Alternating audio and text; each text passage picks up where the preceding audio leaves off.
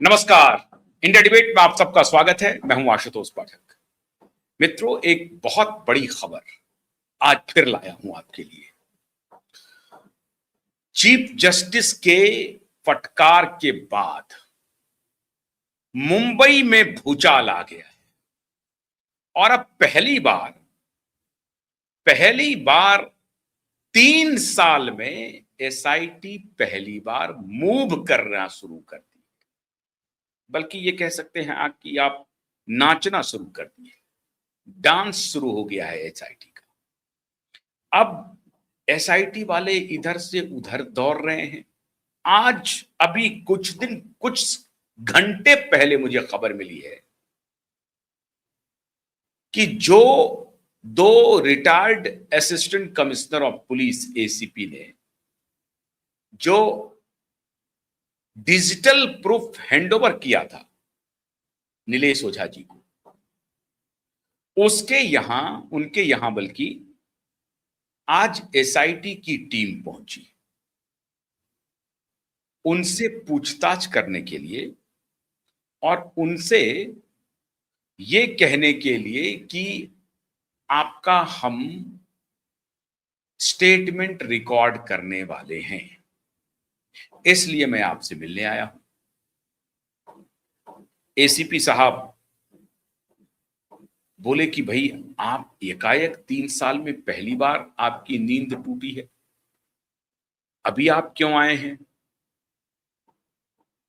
तो उन्होंने कहा कि देखो साहब, आना तो हमारी मजबूरी है, अब आपका स्टेटमेंट हमें रिकॉर्ड करना है। अब देखिए ये कहानी कहां से शुरू हुई। ये सीधे उन पुलिस ऑफिसरों के पास पहुंचे। अभी जिस पुलिस ऑफिसर की मैं बात कर रहा हूं, जो अब रिटायर कर गए हैं, जो खुल करके सामने आए थे दिशा और सुशांत के केस में, जो खुलकर के सामने आए थे, जिन्होंने पूरी दुनिया के सामने कहा था कि ये हमारे पास डिजिटल प्रूफ हैं और ये डिजिटल प्रूफ हम देने जा रहे हैं, आप किससे संबंधित है, कैसे संबंधित है, वो हम देने के लिए जा रहे हैं।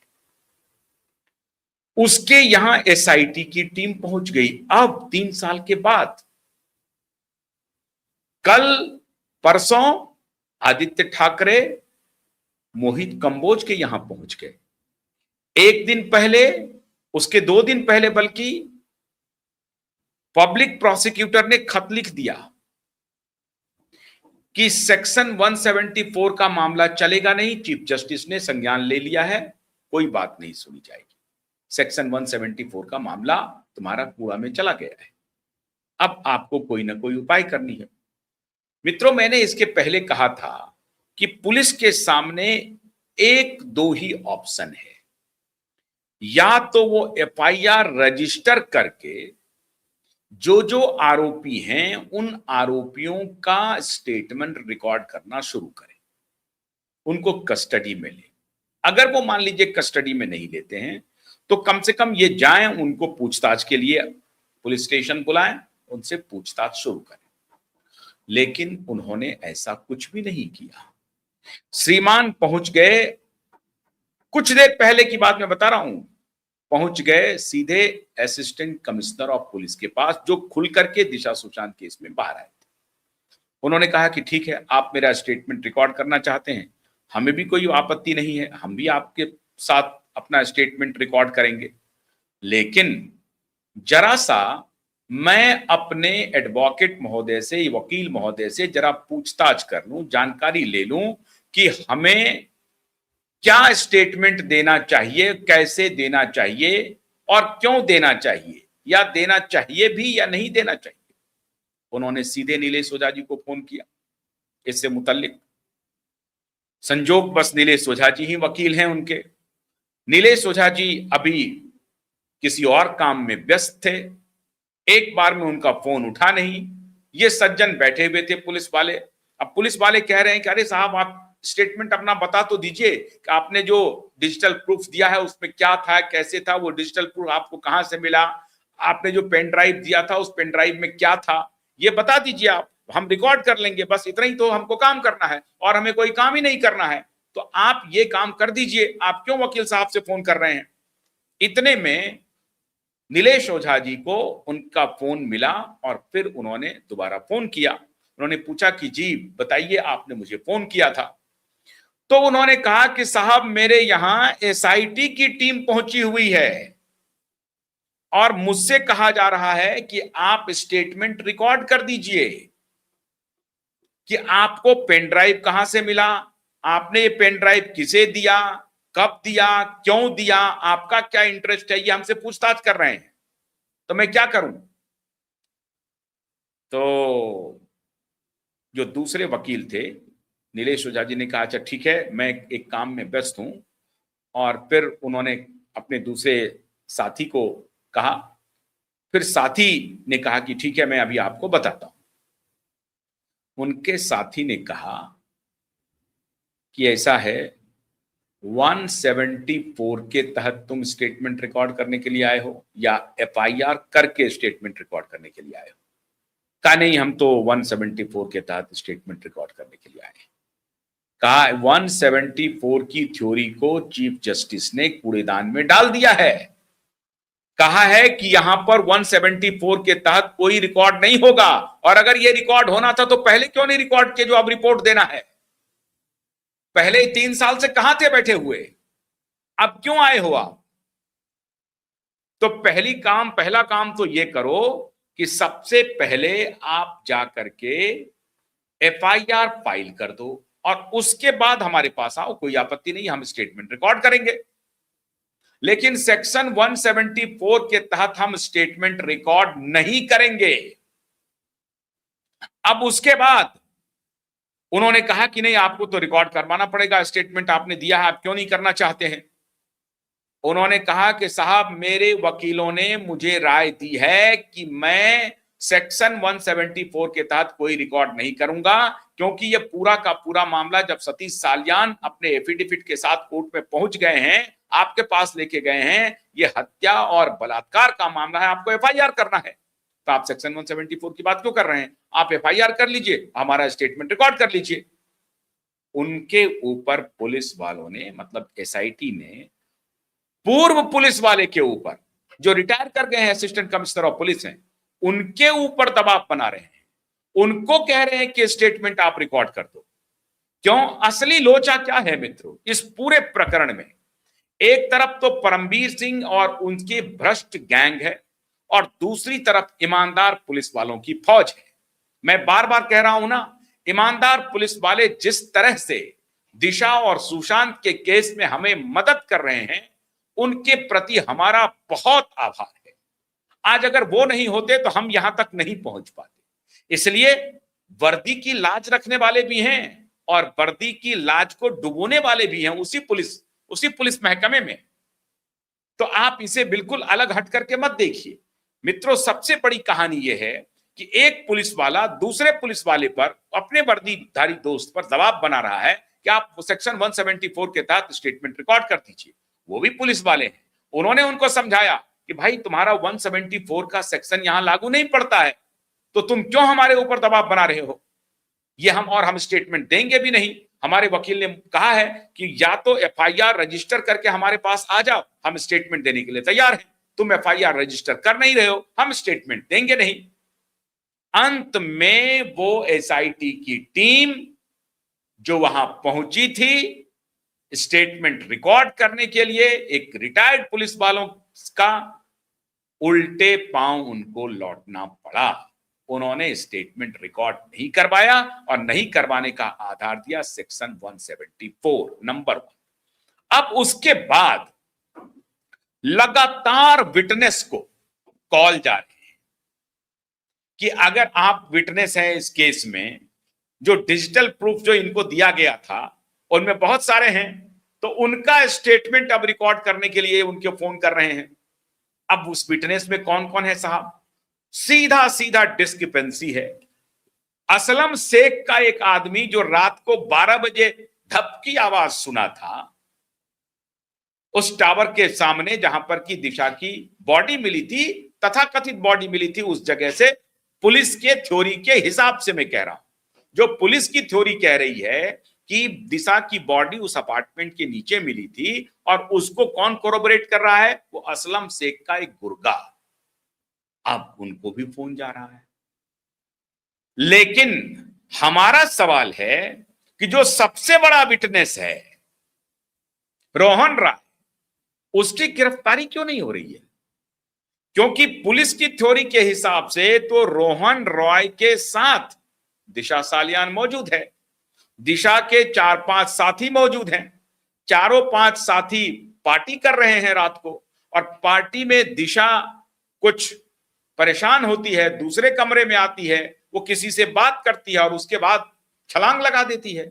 यही तो बात है, यही थ्योरी पब्लिक में आई है ना, कि रोहन राय उसके बाद दौड़ करके उस कमरे में आता है और देखता है कि दिशा उस कमरे में नहीं है, छोटा सा कमरा है। वो वार्डरोब इधर उधर देखता है, देखने के बाद देखता है कि भाई खिड़की खुली हुई है, और खिड़की से जब रोहन रॉय झांक करके देखता है तो उसके होश पाख्ता हो गए। ये रोहन रॉय का स्टेटमेंट है कि जैसे ही वो खिड़की से नीचे देखा उसका होश पाख्ता हो गया, और फिर वो दौड़ करके नीचे आता है। उसमें 5-10 मिनट का वक्त लगता है, और जब वहां पहुंचता है तो फिर तो इसकी दुनिया ही लूट जाती है। लेकिन रोहन राय के पहुंचने के पहले और भी लोग पहुंच जाते हैं वहां पर, इनके और साथी दौड़ के नीचे चले जाते हैं, भगदड़ मच जाती है। और पुलिस के आने के पहले रोहन राय का साथी, रोहन राय नहीं जाता है, ध्यान रखिए, इतना बड़ा लोचा है इस केस में कि सबके सब अभी जेल नहीं जाएंगे, फांसी के फंदे पर लटकेंगे। जेल तो छोटी बात है मित्रों, फांसी के फंदे पर लटकेंगे ये। रोहन रॉय कहता है कि मैं हॉस्पिटल नहीं गया, मैं वापस अपने 14 में 12 में जो भी फ्लोर है उस पर चला आया। हॉस्पिटल मेरे दोस्त लेकर के गए थे, और मेरी जो मानसिक स्थिति थी वो इस लायक नहीं थी कि मैं हॉस्पिटल जाऊं। और पुलिस जब वहां पहुंचती है तो फिर पुलिस ने माता पिता को फोन कहां से किया? उस जगह से नहीं किया, ध्यान रखिए।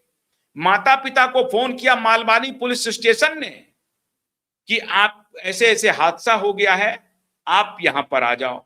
और जब वो 3 बजे रात को, देखते जाइए खेल, 1 बजे 12 बजे 1 बजे कब की घटना है भगवान जाने, लेकिन 3 बजे रात को सतीश सालियान अपने घर से बाहर निकलते हैं, और जब रास्ते में होते हैं तो उनको कहा जाता है कि ऐसा करिए कि आप फलाना हॉस्पिटल पहुंच जाइए, वहां आपकी बेटी जहां पर गिरी है ना, वहां से उसको हॉस्पिटल ले जाया गया है। और वो हॉस्पिटल पहुंचते हैं।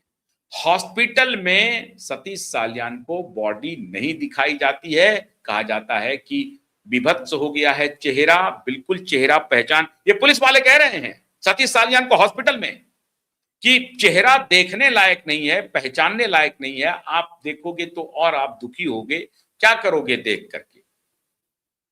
अब वो जिंदा नहीं बची है, ट्रीटमेंट डॉक्टर ने कोशिश की लेकिन डॉक्टर उनको नहीं बचा पाए। अब उनको उस वक्त भी बॉडी नहीं दिखाई जाती है। उसके बाद दूसरे दिन, वो पूरा दिन यूं ही चला जाता है कहानी बनाने में। दूसरे दिन इनको उस स्पॉट पर लेके जाया जाता है, और जब ये स्पॉट पर जाते हैं, दूसरे दिन जाते हैं या सेम डे जाते हैं मैं भूल रहा हूं, तो जब सतीश सालियान उस स्पॉट पर जाते हैं तो सतीश सालियान को एक बूंद भी ब्लड दिखाई नहीं पड़ता है, एक बूंद भी। कितना दूर भागेंगे ये पुलिस वाले, कितना झूठ बोलेंगे। एसआईटी वालों, अगर अपनी वर्दी बचाना चाहते हो, मैं फिर कह रहा हूं, अभी जिस पुलिस वाले के यहां आज गए हो स्टेटमेंट रिकॉर्ड करने के लिए, तो सबसे पहले रोहन रॉय को गिरफ्तार करो, आदित्य ठाकरे को सम्मन भेजो, आदित्य ठाकरे को इमीडिएटली कस्टडी में लो, उसके वीडियो हैं, तुम्हें मालूम है, वो डांस पार्टी में मौजूद है, तुम्हें मालूम है, उसको उठाओ। ये पुलिस वाले को जा रहे हो तुम स्टेटमेंट रिकॉर्ड करने के लिए, जो साक्ष्य दे रहा है, मतलब उसको डराने के लिए जा रहे हो, उसको धमकाने के लिए जा रहे हो, और कि हम तुम्हारा स्टेटमेंट लेने के लिए आए। जब हाईकोर्ट ने कह दिया कि सेक्शन 174 में का कोई मतलब नहीं है यहां पर, तो फिर किसके तहत तुम स्टेटमेंट रिकॉर्ड कर रहे हो? किसको उल्लू बना रहे हो? किसको ठगने का धंधा शुरू किए हो? ये कब तक चलेगा ये ठगाई का धंधा? तो स्टेटमेंट जिनका रिकॉर्ड करना है उसे तो तुम उठा नहीं रहे हो। असिस्टेंट कमिश्नर ऑफ पुलिस जो रिटायर हो गए हैं, जिसने हिम्मत दिखाई इस केस में आगे आने की, उसके घर पर जाकर के कह रहे हो कि हम आपका स्टेटमेंट रिकॉर्ड करना चाहते हैं। शर्म नहीं आती है एसआईटी वालों? शर्म करो, थोड़ा वर्दी की लाज रखो। एक वर्दी वाले साक्ष्य दे रहे हैं और दूसरे वर्दी वाले उस साक्ष्य को मिटाने की कोशिश कर रहे हैं, उनके ऊपर दबाव डाल रहे हैं, उनको भटका रहे हैं, उनको अटका रहे हैं। डर सता रहा है चीफ जस्टिस का, खौफ है चीफ जस्टिस का इनके दिमाग में कि अब होगा क्या। तो कुछ बहाना लेकर के कुछ और स्टेटमेंट हमने रिकॉर्ड किए हैं, प्रेस स्टेटमेंट रिकॉर्ड किए हैं मिलॉर्ड, और हम रिकॉर्ड कर रहे हैं। अरे प्रेस स्टेटमेंट रिकॉर्ड करने का कोई मतलब नहीं है। एफआईआर पहले दर्ज करो, फिर प्रेस स्टेटमेंट दर्ज कर रिकॉर्ड करना। सारा लोचा तो एफआईआर पर आकर के टिका हुआ है। किसको उल्लू बना रहे हो? अब इनका खेल जो है वो बिल्कुल खत्म होने वाला है, कगार पर है, आखिरी कगार पर आकर के टिक गया है इनका खेल। अब चलने वाला नहीं है वो खेल। तो ये कहानी बना रहे हैं कि हम असिस्टेंट पुलिस कमिश्नर के पास गए थे, हमने उनको पूछा और वो उन्होंने रिकॉर्ड किया। रिकॉर्ड उन्होंने नहीं किया तो दूसरे को फोन कर रहे हैं। लगातार फोन आ रहे हैं हमारे पास कि भाई साहब मुझे भी फोन आया है, मुझे भी फोन आया, मुझे भी फोन आया है। ये उन लोगों को फोन कर रहे हैं जिनका कोई लेना देना नहीं है इस केस से, और उनका फर्जी स्टेटमेंट लिखा करके वो करना चाहते हैं। वो उनको गिरफ्तार नहीं कर रहे हैं। अभी तो अदालत में जब हियरिंग होगी तो रोहन रॉय किधर है?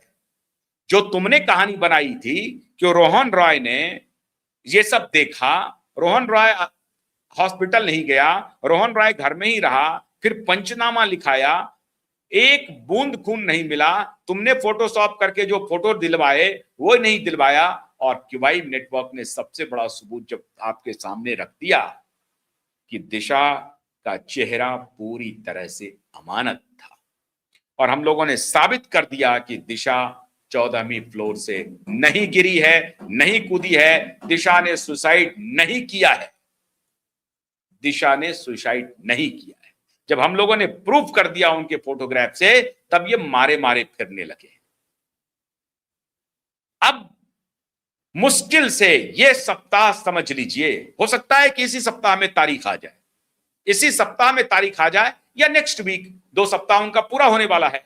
तो अब ये कवायद कर रहे हैं कि कैसे नेक्स्ट हियरिंग में अदालत को बरगलाया जाए, अदालत को कहा जाए कि हम स्टेटमेंट रिकॉर्ड कर रहे हैं, कैसे विटनेस को डराया जाए, कैसे किसी को अटकाया जाए। एसआईटी अब अपना आखिरी असॉल्ट कर रही है, क्योंकि उसकी वर्दी जाने वाली है, वर्दी जाने वाली है। एसआईटी को जवाब देना पड़ेगा अदालत में कि तुमने 3 साल में क्या किया, तुम्हारा रिपोर्ट किधर है। एसआईटी को, ठीक है, एसआईटी को अधिकार है जांच करने का, उनको एफआईआर नहीं करे, लेकिन सरकार ने पूछा, अदालत ने पूछा कि एसआईटी जो जांच कर रही है वो किस सेक्शन में कर रही है, सेक्शन नहीं पता है। तो 174 का तो रिकॉर्ड हो गया पहले, और 174 में डिजिटल एविडेंस को देखने की जरूरत नहीं है, वो रिकॉर्ड करने की जरूरत नहीं है। तुम 174 में जहां घटना घटी है उसका परिदृश्य तुमने क्या देखा, नहीं देखा, वो देख करके आपको ला करके देना है अदालत को। पेन ड्राइव कहां ढूंढ रहे हो? पेन ड्राइव से क्या लेना देना है तुमको?